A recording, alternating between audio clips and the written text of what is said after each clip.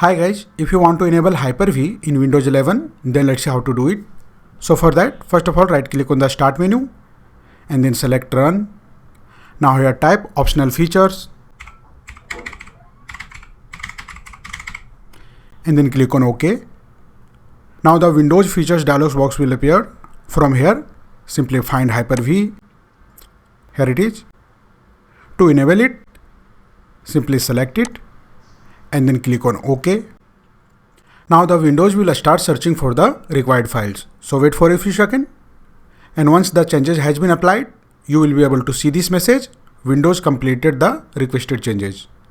Now simply click on close.